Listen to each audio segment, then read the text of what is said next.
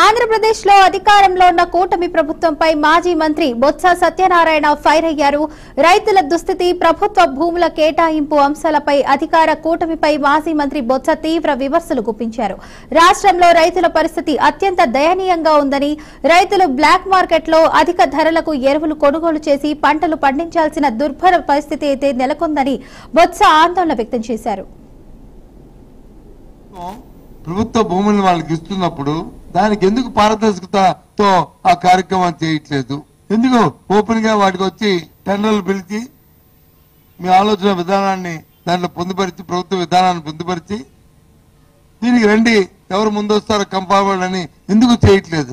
ఎందుకు లోపల వచ్చి ఇన్నర్ సర్కిల్లో ఒప్పందాలు చేసుకుని పైకి వచ్చి ప్రభుత్వ భూముల్ని, ప్రభుత్వ ఆస్తిని, ప్రజా ధనాన్ని ఈ రకంగా దగ్గర రూపాయికి, 100 రూపాయలకి, 1,00,000 రూపాయలకి ఏ రకంగా మీరు ఇస్తున్నారు?